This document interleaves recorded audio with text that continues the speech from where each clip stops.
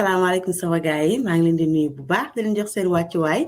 man la Aïssatou Guissé ci seen Jeune Maman podcast te tey nag dama am surprise bu neex pour yéen parce que souvent olof non anglais laay làkk si podcast bi mais tey moom dama leen indi gan goo xamante ni si dafa bëri cas bëri caaj dinaa ko may mu présenté wu si kanam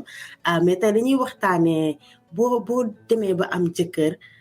na nga war a dundee ak sa jëkkër na nga war a dundee yow sa vie en personne na nga ko war a jëlee léegi dinaa ko bàyyi mu gën a xuus si loolu noonu mais dama koy bàyyi mu présenté wu d'abord. Salaamaaleykum man la Maimouna Thiam ñu ma xamee beaucoup plus sur les réseaux sociaux comme borom aar bi j'ai 28 ans je suis maman d'un petit-fils qui aura bientôt 2 ans Inch'Allah et mariée depuis bientôt 4 ans je dirais. 4 ans d'accord. Ouais. Merci beaucoup. samay français nag mooy loolu loo dégg rek man la. Graaw ñoo bokk ñu ngi ci même mbuus bi. léegi avant ñu commencer woon dama la bëggoon a poser quelques questions pour ñu gën a nekk à l'aise rek léegi question yi moo nekk would you rather motherhood edition or parenthood edition comme genre dama lay poser ñaari choix nga wax ma ban moo la si gën a. non problème am benn problème. d'accord léegi yow boo amee doom bu lëj doom boo xamante ni si moom toog tëna ko rek la tëna ko ban moo la si gën a nga changer ko couche wala nga nekk ak moom si oto bi muy jooy rek. changer ko couche. changer ko couche. nekk ci oto di jooy neexut a kii de. amoon naa expérience mais xaw naa de. non neexut a muñ.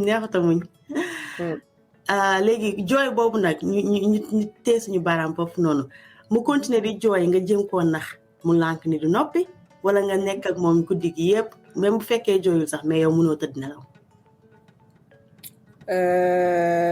ñàkk jooy mu bañ a jooy ma nekk ak moom guddi bi yëpp moom ma gënal foofu ay jooy neexutu muñ. waaw jooy dafa xaw a soof de. bis topp nga koy jéem a jox lekk muy résister wala nga koy jéem a dugal ci car seat. ma koy jéem a jox lekk muy résister parce que tôt ou tard dina xiif ñëwaat lekk mais car seat bi moom il est obligé de se mettre à l'intérieur donc mu bëgg bañ dina toog. da ciy toog. d'accord ba tey ñu ngi si car seat bi de 30 minutes ak moom si car seat bi muy jooy wala nga yóbbu ko ci docteur bi ñu piquer ko.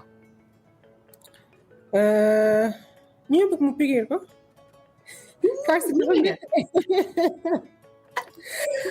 car seat dañuy xaru du bëgg toog si dur. car seat moom jaral na leen lu ne bëgguñu ko. je te jure. nga sang sa doom muy rajaxe rek wala nga ni ñu koy waxee diaper blowout ni ñu koy waxee si olof mu yàq tubayam daal. mu yàq tubayam grave xale la. c'est pas grave. Would you rather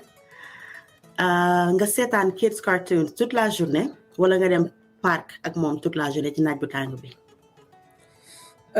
parc moom a gën a mais pas naaj bu tàng quand même naa seet fa am ker. mais je préfère yaa ngi kii rek. non mais j'ai arrêté les écrans so I'm not really into screen anymore. ok du coup no matter what parc. d'accord ok dernière question instant bi nii nga amoon ay triplé par surprise moo la gënal wala nga dem ba am 50 ans am doom par surprise. triplé surprise. 50 ans doom. nekk li woo ma ko. j'espère que instant bi moo gën a neex a gérer de boo demee am 50 ans dootoo ko mën. non 50 ans tu n'auras plus l'énergie les hormones lépp mais rien ne va. non bon merci beaucoup loolu moo nekkoon suñu icebreaker. léegi mën nañ dugg si waxtaan bi te comme ni ñu wax sànq rek mbiru jigéen la instant bi dañoo toll foo xamante ni si dangay gis lu bari ci réseaux sociaux yi sëy page Instagram yi chaque jour ñu ngi publier deuxième femme première dame xam nga léegi yow la moo ci sa gis-gis instant bi ñu toll nii fi jamono toll. c'est relatif sama gis-gis par rapport ak lan première femme deuxième femme wala waxu sëy à tout. non en instant bi nii comme man dama gis ni Sénégal dañoo jël sëy teg ko foo xamante ni si moo nekk the goal ñëpp sëy lañuy jéem a atteindre. moi je me dis que dans la vie il y a beaucoup plus que ça mënoo nekk nga jël sëy nga def ko benn goal ultime mënoo nekk parce que c'est pas un goal ultime parce que at the end of the day même boo duggee ci sëy bi tu te rends compte que il y a plus que ça. C'est-à-dire am nga jëkkër am nga doom am nga yow ses propres ambitions am nga yow di nga bëgg ci àdduna donc c'est pas parce que da nga am jëkkër rek c'est bon c'est fini goal bi achieve nga ko et voilà basta quoi. Donc il y a vraiment plus que ça. Sénégal dañ ko jóbbu effectivement fenn foo xamante ne nekk fa tout le temps entêté nooy bëggalee sa jëkkër nooy defee lii et fatigué de ces gens. mais loo gisee comme genre boo nekkee ak nit nga bëgg a eggale sa jàng ñu ne la non boo sëyee ba pare mën nga eggale te tout souvent dañuy gis ni loolu du nekk kii bi parce que boo sëyee ba sëy lu bëri daf lay tënk donc nan la ñuy mën a demee ba nga xamante ni si nit ñi dañuy jël seen temps eggale yenn projet yi avant ñu dugg ci sëy parce que sëy dafa metti de. non je suis d'accord de waaye man je me dis tout dépend de at kan ngay sëyee. parce que c'est vrai que boo sëyee ba pare mën nga eggali say études man je suis en train de le faire. c'est vrai que boo sëyee ba pare mën nga bañ a am benn obstacle sa àdduna nga def li nga bëgg yëpp. mais ce sera beaucoup plus dur sacrifice yi ñooy gën a bëri. li nga war a xalaat aussi mooy gën a bëri. voilà et c'est pas du tout évident boo sëyee kenn koo xamante ne nit la. mën nga def li nga bëgg yëpp boo sëyee koo xamante ne du nit moom c'est fini c'est-à-dire même boo bëggoon jàngaat du mun nekk. parce que ngay nekk koo xamante ne nitewul. waaw dëgg la mais léegi kon nan la ñuy tànnee ku nite yow ci sa avis. man booy tànn jëkkër. franchement dama dem ba léegi avec tout ce qui se passe dans le monde dama dem ba léegi xalaat ni sëy am jëkkër ju baax chance la. parce que tu auras beau réfléchir xalaat def gëstu yëpp mu wan le visage boo xamante ne baax na nga gëm ko ci loolu nga am ci yaakaar nga dem ba ci biir mu tuur la lëndëm. di ngay gis jigéen boo xamante ne dina jël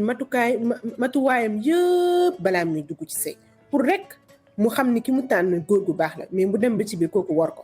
donc dama dem ba jàpp ni léegi franchement chance la ma gën a nuru ko leneen parce que nga gis kenn koo xamante ne di jullit la mën na téye boppam génnul taxawaaluwul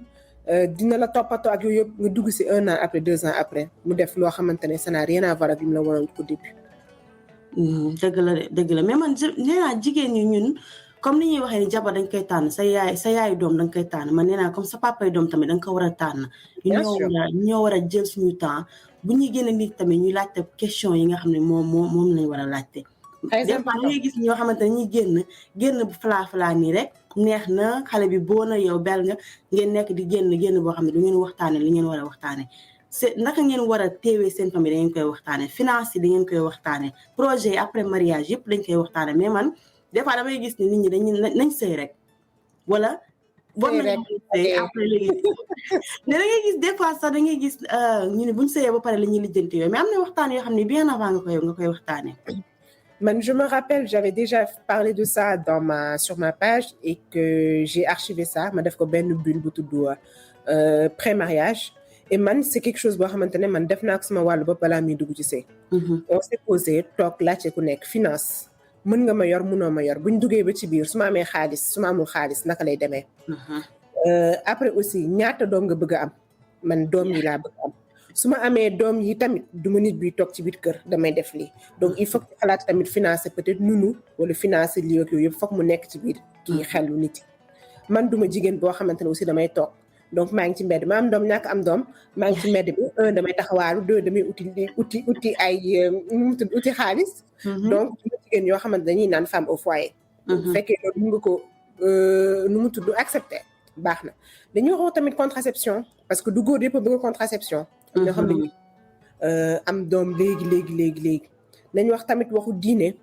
waxu tarixa yi aussi parce que y a des choses yoo xamante ne di nga nekk tamit nit yoo xamante dañoo xër tamit ci tarixa et dañuy bëgg nga ànd ak yow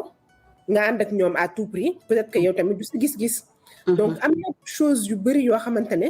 da ngeen di ko waxtaanee pour nga xam au moins yow ci lan ngay dugg nga mën a préparer sa bopp parce que man j'ai parlé de tout amul benn tab bi ma xamee ni lii leer na dal na sama xel ma doogee wax waaw dal na sama xel mën naa ci dugg. mais mën naa ni man même chose laa def te man amul benn sujet boo xamante ne si rek man lu mu gën a metti rek ay ci nañ ko waxtaanee. am na tamit façon buñ koy waxtaanee. parce que doo tëb par exemple doo nekk kenn 1 mois nga toog di ko wax ay waxu contraception. nga xëy salaamaaleykum maaleykum salaam ni la ñu war a wax. non il y a une façon de le faire et boo yàggee ak nit ki am na question yoo xamante ne jarutul poser di nga xam position am ci loolu exactement ngeen xam ne mosoo leen ko aborder ngeen aborder ko waxtaan ci nekk ak teranga boo gisee ni lii wëyul bu yeboo nga bàyyi parce que am na yoo xamante ne ay kii la ay red flag la ci début bi ñoo ko ignorer nit bu la waxee man bëgg naa man dama bëgg koo xamante ne su ma ñibbisi dama koy fekk kër ga mu defar mu tàngalal ma ndox mu dugal sama tànk mu toggal ma añ man duma lekk bu fanaan lekk boo xamante ne si frigo la nekkoon ça te montre directement que tu dois cuisiner chaque jour loolu mën nga ko soo ko mënee nga def soo ko mënul nga xool nu ngeen waxtaanee am na yoo xamante ne c'est pas négociable am na yoo xamante ne c'est négociable that's true léegi yow ki nga xamante ni si xëy na am na choix pour def loolu noonu kooku moom yedd nañ ko ba pare mais ki nga xamante ni si xëy na dañoo ñëw ñu jékki-jékki ni rek maye ko kooku ban advice nga koy jox pour muy gën a neexal sëyam wala muy gën a du ma sax wax neexal sëyam mais healthy mu am sëy bu gën a healthy bu gën a li ma ci xalaat mooy ki doogee dugg nga xamante ne amul woon temps def loolu yëpp day jël benn jour consacré ko wala une semaine consacré ko question yi mu mën a poser yëpp mu questionné waa ji pour mën a xam futur am lan la nar a niroon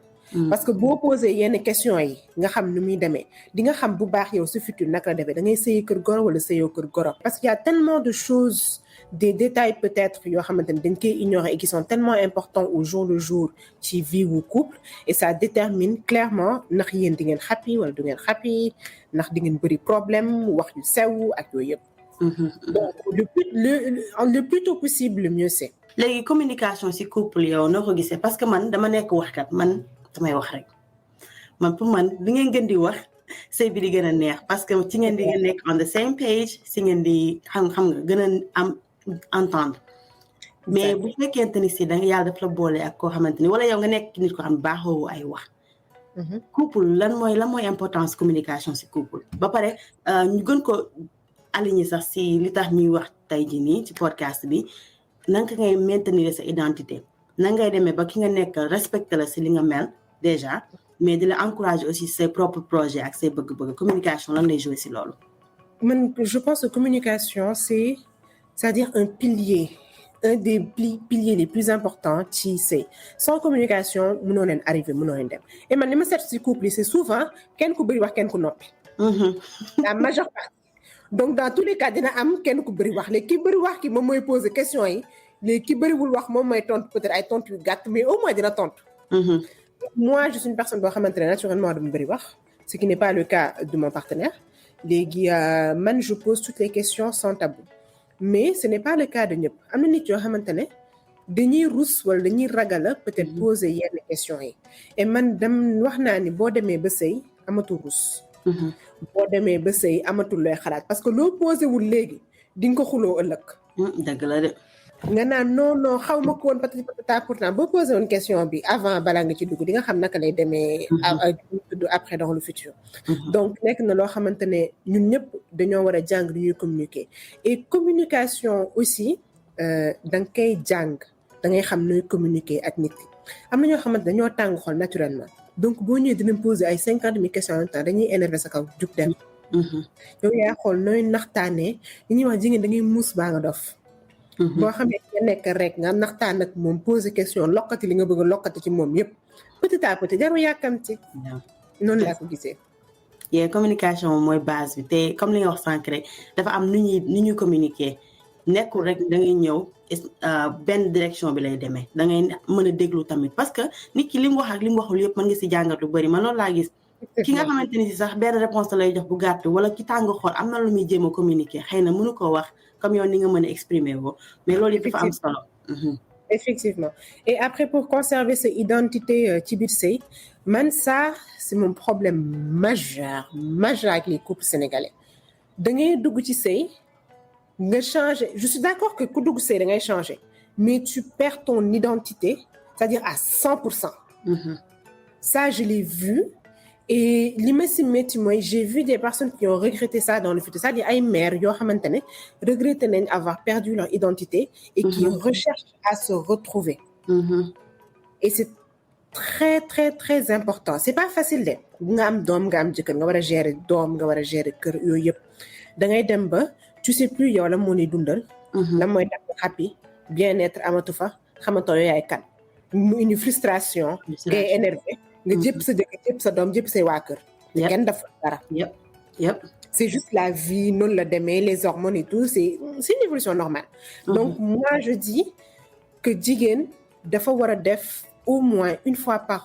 mois 2 fois par wala une fois par 2 mois lenn loo xamante ne moo koy dundal moo xam seetaan télé la moo xam crocheté moo xam daw moo xam maquillé n'importe quoi loo xamante ne moo koy dundal pour ne pas perdre yow sa identité personnelle xam nga laa gën a bañ ci suñu culture mooy buñ ne jigéen buy sëy du ànd ak ku sëyul ma wax la li tax parce que imagine nga nekk ak nit xarit nga dem ba kenn ki ci yéen am jëkkër nga bëgg a éliminer keneen kooku parce que amul jëkkër déjà amagul jëkkër sa la parce que ci 6 mois wala 1 an mën na am jëkkër donc léegi après da ngay bàyyi ba 6 mois yooyu passé nga ñëwaat na nañ nekk ay xarit mais li tax ma bañ ko nekkul sax forme bi mais li muy représenté que ni boo xasee ba sëy da nga war a abandonné ki nga nekkoon nekk beneen nit à 100% li nga wax sànq rek da nga war a bàyyi say xarit da nga war a bàyyi say passion da nga war a bàyyi say bëgg-bëgg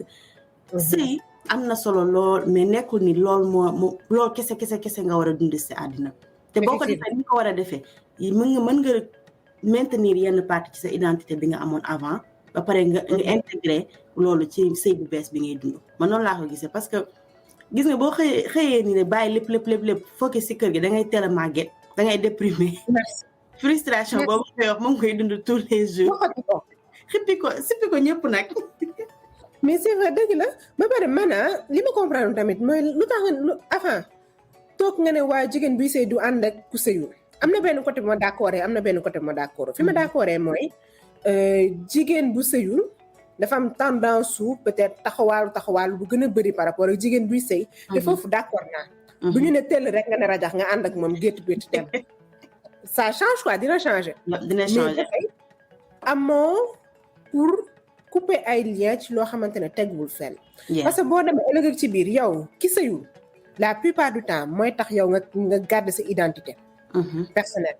parce que ñoom yenn saa yi moom nga daan ànd pour génn pour happy bu ngeen toogee une fois dans le mois une fois par 2 mois ngeen génnaat ngeen toog happy nga xool lu xew ci àdduna bi et man je pense que génération wu léegi arrêté nañ def loolu yaakaar naa ko de arrêté nañ parce que du xëy dama marié rek àndatuma ak samay copines àndatuma ak lii defatuma lii ak laa et loolu c'est une très mauvaise chose dans le sens où boo xasee ba tàmmal loolu sa jëkkër ce que je peux dire c'est que ça va pas changer dans le futur boo xasee ba tàmmal loolu mooy yow wane nga ba pare ce futur ak sa jëkkër naka la nar a mel toog ci kër gi xaar ko bu xëyee ñëw def li mu war a def donc yow amoo xëy enfin bu fekkee femme au foyer je parle pas ñi liggéey amoo xëy amoo compte amoo xarit seeti woo kenn yaa ngi toog rafet na neex na ñu naan jigéen buy sëy day toog yaa ngi toog ci kër gi mais nekk nañ ère boo xamante ne toog ci kër gi lu bëri dépression la indi xamante ne amuñu benn activité boo amoon activité sax ñu ne waaw talul ay xaritoo ak yooyu yëpp mais bu fekkee am nga xarit bu baax boo xamante ne dugalu la si tuuxi duuna lay jëmale kanam amoo pour bàyyi ko parce que dangaa sëy loolu laa xam d'accord naa de même ñi nga xam ne dañuy liggéey sax man nee naa booy liggéey sa jëkkër dafa war a dawal compréhension si côté boobu aussi yàlla bu la booleeg nit la ñuy wax parce que sa jabar ñaan nga yàlla liggéey bi muy liggéey mu si évoluer ñaan nga yàlla muy amee promotions ñaan nga yàlla muy avancer ci liggéey bi donc yow bu fekkee amoo benn esprit bii nii rek boo gisee muy def loolu nga nekk góor boo xam ne xëy na da ngay jealous wala da nga koy teg bët mën na indi problème seen couple donc góor ñi tamit foo ñuy comprendre ni même bu fekkee sa jabar day liggéey yow da nga war a am benn esprit yu ñaan naa yàlla mu jëm kanam ni nga bëggee yow avancer sa vie moom noonu la amee ay projet boppam avant ngeen di xamante dafa nekkoon nit am ay bëgg-bëgg am famille am lépp donc sëy bi daal foo ñu koy xoolaat bu baax a baax pour muy nekk partnership nekk loo xam ne ñëpp dañ ciy gis seen bopp parce que bu nekkul loolu moom kenn jarul ñuy sëy effectivement foog ñu gis seen bopp mais boo nekkalee koo xamante ne tamit dafa iñaan soxor góor nga avancé parce que franchement am na ay góor yu bëri yoo xamante ne bëgg nañ seen jabar avancé mais bëgguñu mu avancé trop waaye bëgguñu seen jabar dépassé leen raar nga góor ku taxaw mu ne waaw man sama jabar par exemple moom ëpp lii dama ci fier raar donc voilà ñu nekk ak ñu nite rek franchement bu nitewul nga def en sorte mu nite. waaw nga def li nga mën. non yombul parce que man nee naa sëy bi bu fekkonte ni si yéen ñaa ñi ko séq rek sax mën na bañ a am problème mais des fois tamit da ngay am yenn influence yoo xam ne kenn laaju leen seen xalaat ñu ñëw di si sànni seen grain de sel notamment bu fekkee da nga am goro yu metti comme li nga wax noonu sànq mën nañoo bañ a gis ni yow lii nga def ni sa avancement njaboot la aussi boo de xësee ba am njaboot nekkatul sax jëkkër ak jabar nit ñi famille bi ngeen di xool nag ngeen koy encadrer mais des fois da ngay gis situation yoo xam ne sa jëkkër du bëgg nga avancer say goro duñ bëgg nga avancer loolu moom yàlla nañ ci yàlla musal ñaanal ma ko benn jigéen parce que comme ñun suñu sëy ñëpp si war a bokk ñëpp dañoo war a nite rek. non mais wax bi nag du ñàkk. man dama dem ba comprendre ni que nga baax dañuy wax nga bon dañuy wax nga def dañuy wax nga ñàkk def dañuy wax mais boo ci tasanteeg ñoo xamante ne dañoo baax boobu nga santee ko yàlla bu baax mais am na ñoo xamante ne tey jii dañu nekk ci ay situation yoo xamante ne wax ji matin midi soir léegi après lu mu métti tout dépend de yow ak sa jëkkër fan ngeen taxaw bu fekkee sa jëkkër ak yow yëpp da ngeen jël wax yi di ko utiliser naan diw wax na lii man defuma lii ak laa seen sëy day métti bu fekkee diw dafa wax yéen bu ngeen di xuloo waxu diw bokku ci kon defe naa foofu jàmm am na fa léegi Maimouna ma laaj la ba nga nekkee yaay ak léegi lan moo la si gën a neex ak lan moo la si gën a bañ a neex li ma ci gën a neex mooy la joie que ça me procure parce que gis naa enfin j'ai découvert beneen side du happiness ak ça m'a aussi poussé à être la meilleure version de moi-même même avec mes défauts ma nit laa boo xamante ne par exemple dama gaawoon sonn gaawoon ne lii mënatuma ko c'est fini mais bi ma nekkee yaay ba tey je me suis dit que en fait man je n'ai pas de limite limite yu ma mënti am maa posé sama bopp man il suffit que su ma ñaanee yàlla franchement je trouve pas lan ma mën a téye loolu moo ma ci gën a neex li ma débloqué sama bopp ba xam ni fu mu toll nii rien n'est impossible li ma ci gën a nakkare nag mooy ñàkk nelaw man du coono bi sax parce que coono bi pour man garaawul mais ñàkk nelaw bi moo métti ñàkk nelaw dafa métti de premier weer yi ñàkk nelaw bi xaw na ma dofloo te dama dem sama yaram da ko tàmm ba léegi nii là je suis séparée de mon fils mais ba tey je n'arrive plus à dormir 8 heures de temps d'un coup même avec une séparation de quelques mois yooyu yëpp je n'y arrive pas ba tey ça change sama corps ni mu mel ak yooyu yëpp loolu moom ci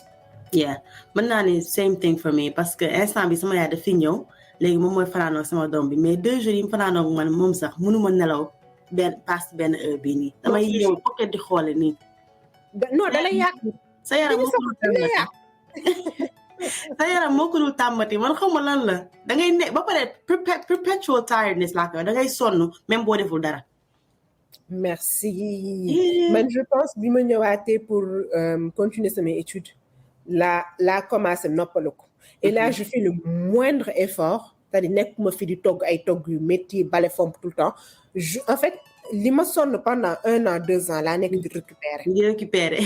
et je me rendais compte que franchement je ne récupérais pas li ma daan nelaw guddi doyul woon non doyul de boo xasee ba am doom jeex na moo tax nag ma bëgg a ñu xaw a waxtaane loolu pour xale yi jigéen yi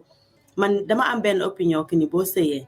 da ngay jël benn laps de temps yaa xool ba xam 3 mois la 6 mois 1 an 2 ans nga toog nga enjoy ak sa jëkkër non seulement pour nga enjoy mais pour nga gën a jàngaat sa jëkkër parce que nee naa génn ak sëy du benn te yow sa gis-gis ci loolu lan la comme genre ndax nit ñi war nañu xaar tuuti balaa ñuy am doom wala ñuy ñëw rek teg ko ci man je suis tellement contre sëy rek am doom parce que man je me dis que xamagoo leen seen ay jikko parce que boo xasee ba am doom rek hormone bu ci duggee rek loolu mooy sa réaction naturelle tul am na lu ci wax man noonu laa ko jàppee et man je me dis même bu dee 2 mois 3 mois nga enjoy ko ak sa jëkkër par contre am na ñoo xamante ne nag dañuy sëy pour am doom sëy ñu pour dama bëgg xamanteeg sama jëkkër dama bëgg def léegi yëpp dañoo sëy parce que horloge biologique dama bëgg am doom le plus tôt possible donc dama bëgg jugaale man c'était pas vraiment mon cas parce que sama cas laa mën a wax et man dama sëyee pare ma ne damay enjoy damay xool comment ça se passe si c'est bien ñu xool ñu ajuster suñu ay défauts ensemble ajuster suñu ay qualités ensemble ba ñu neex boo xamante ne après doom bu ñëwee plus lay doon mais dañuy gis ñoo xamante ne dinañ am chance su ñu jugaale et ça va toujours bien mais am ñoo xamante dañuy jugaale jëlee ci ay frustration ay problèmes dafa soof dafa def lii je ne supporte pas mon mari ak yooyu yëpp ba affaire bi day dem ba lew et c'est pas du tout évident. Yeah parce que comme li nga wax hormones yi bu ci duggee boo xasee ba nekk soit en état wala boo xasee ba amee doom ba pare lu mu ci mënti doon day da ngay gën a gaaw énervé man loolu laa gis. merci. da ngay gën a gaaw sa yaram da ngay jéppi sa jëkkër léegi yow imagine ngay ni soog a sëy ngeen dugg directement si loolu te li nga wax am na ñoo xam ni xëy na amuñu expérience boobu noonu dañoo jógaale mais ba tey ça va mais daal c'est ak li mu àndal. man de moom jigaluma ko kenn man je dis que même si bu fekkee da ngay naan pilule def contraception bu fekkee waxtaan nañ ci ba pare et c'est ok pendant 3 mois au moins ngeen stable parce que dëkk ak nit du benn man mii na gëm ne maay dëkk ak sama propre rakk ñun ñu am rakk ak mag ak rakk. ñoo dëkk suñu propre mag ak rakk du xuloo di xeex. jubóowaat il est temps nga découvrir sa jëkkër mooy kan. parce que génn neex na mais yéen ñaar ngeen nekk dans la même maison di yeewandoo di gisandoo chaque jour ah non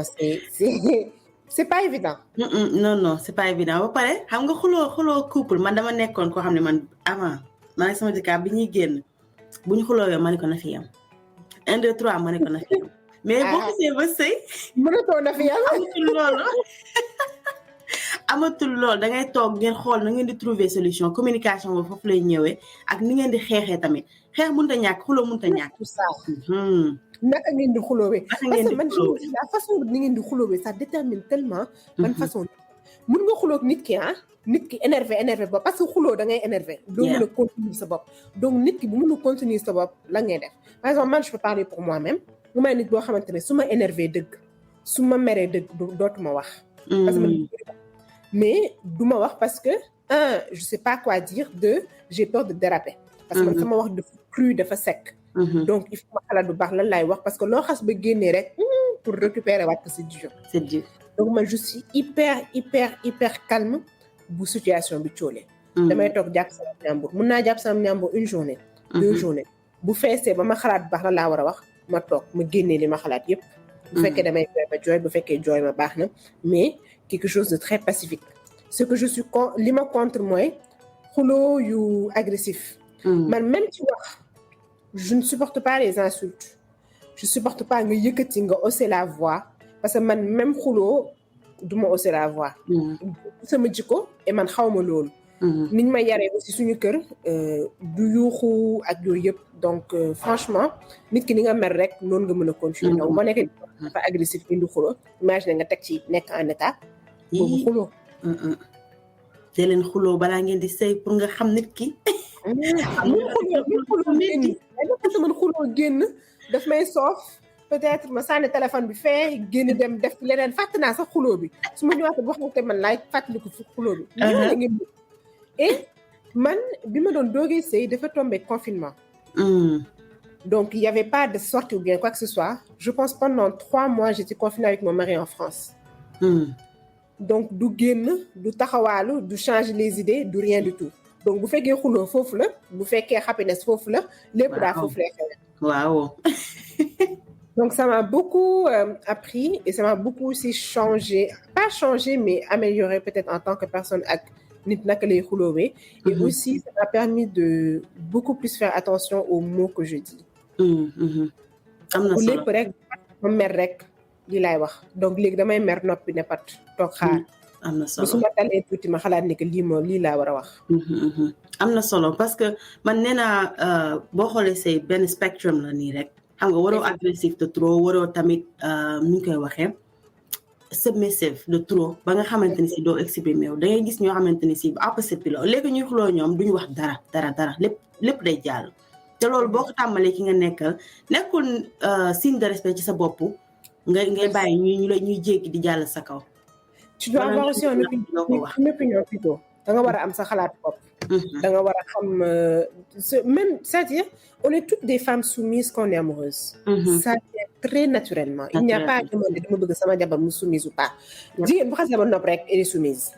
mais après avoir dañ ciy boole sa caractère sa fulla ak sa fayda. parce que nit waxuma góor rek mais nit loo ko wan noonu lay demee. mu nekk góor mu nekk jigéen. donc boo ko wanee ni que man dama am caractère lii boo ma ko defee du jàll mais du ko xalaata def. du ko xalaata def de. boo ko wanee ni que lii boo ko defee loo mënti def mën naa la baal dina jàll. baa dina def lu ko neex. te di ko baal day jàll. yëpp démb rek laa si waxtaan ak sama yaay parce que xamul mu doon wax ba ni moom kay góor ñi dañ leen moo ñaanee doxaan rek ma ne ko seen wax yooyu ngeen di bàyyi ma ne ko parce que bu ngeen koy wax dafay reinforce ci seen bopp que ni lii lu normal la et que su ma ko defee dara du ma ci fekk donc li ñuy wax ci société bi tamit dafay jouer si personnalité nit ñi ak habitude nit ñi ci biir sëy.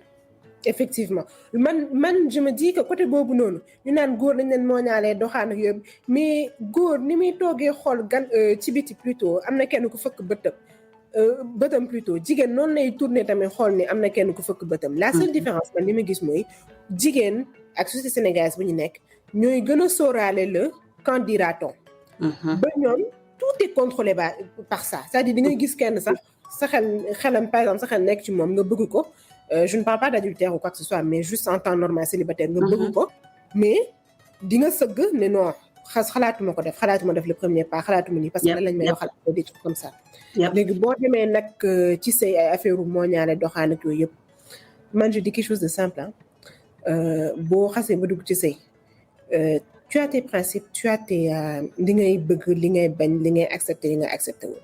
léegi boo demee ba sa jëkkër xam ko baax na bu demee def loo xamante ne aussi neexu la wala supporter woo ko tu n'as pas à muñ pour ça je suis désolée bu fekkee supporter woo ko et ça te donne un mal-être boo xamante ne yow tu peux pas vivre avec mais demal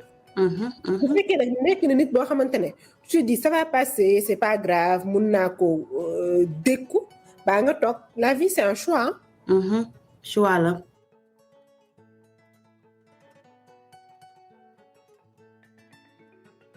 saa bu ñëwee nga baal ko daf koy continuer di def life has consequences toujours dafay wax loolu boo defee dara dafa am conséquence te conséquences yooyu man nee naa il faut ñu koy dund moo lay jàngal leçon yu bari ci sa àddina mais bu fekkee da ngay def amul conséquence da ngay continuer di def rek ba pare xamul man nee naa toujours dañuy wax sëy jëkkër jabar mais nekkul jëkkër jabar kese yàlla bu leen mayee njaboot googu tamit da nga leen war a sóoraale tey bu amoon jabar mu génn di njaaloo ni nga koy fase parce que yaay ju bon la tey boo amee jëkkër mu nekk di doxaan tamit papa ju bon la man loolu laa gis dëgg la et ça n'a rien à voir ak ñi may on parle d'un couple stable normal ñoo xamante ne ay nit leen ça n'a rien à voir ñoo xamante ne dañuy parce que lañ ko waxte dee y a des femmes yoo xamante ne elles sont tellement insupportables que seen jëkkër day génn uti feneen loolu c'est une réalité on n'y peut absolument rien il y a des personnes qui sont comme ça donc on parle pas de ce cas on parle de nit yu normal ñu nite daal nit daal day nite loolu mooy non mais kontaan naa trop maa ngi lay wax loolu rek xam naa dañuy ñëw tàggatoo ak gars yi waxtaan bi neex na trop te yaakaar naa tamit gars yi dinañ si jàng dara suñu moroomu jigéen ñi comme suñu moroomu góor yi tamit effectivement moi je trouve que nekk na waxtaan boo xamante ne toute personne doit avoir ça bu doon ak sa jëkkër sa ay xarit ak yooyu yëpp pour nga xam yow yaay kan si la ngay dugg lan nga bëgg doon et comment tu vois ton futur yàgg nañ fi gis ay mère ñoo xamante ne def nañ mariage de 30 ans 40 ans 50 ans après dinañ am regret pas par rapport ak seen njaboot mais par rapport ak nit ki ñu mel léegi nii dañeen naan non daan naa ko def seen xel la moo tax ma bàyyi ko neexatuma ak lii yëpp toute leur vie maintenant autour de seen jëkkër c'est bien beau kilifa da nga koy tarbiyu amul benn problème sa jëkkër da ngay def li ko neex amul benn problème mais mën nga def li ko neex aussi di def li neex sa bopp en même temps c'est pas parce que da ngay tarbiyu sa jëkkër c'est pas parce que da ngay toppatoo sa jëkkër ba yow doo toppatoo sa bopp nga fàtte sa bopp yëpp message bu am solo te loolu daf lay jàppale lu bari boo demee ba nekk mag say doom nekk mag ñëpp génn dem nekk ci seen bopp yow du tee da nga am identité sa vie yëpp consacré ko woon si jëkkër jabar effectivement yeah so it's important it's very important et loolu dina tax mère yu bëri dootuñu nekk dépression parce que mère yu bëri dañuy nekk dépression et niñ koy manifester dañuy ñëw bëgg a contrôler seen vie wu ay doom yëpp absolument di naan waa da nga war a def lii defal lii donc toute leur vie mën naa comparé nañ seen jëkkër ñëw si seen doom léegi di contrôler bu ñu paree contrôler seen bopp contrôler sëti parce que il n'y a pas d'activité parce qu'il il n'y a rien du tout et que ki ñu doon toppatoo léegi pas la jaratul toppatoo bu bëri wala ñu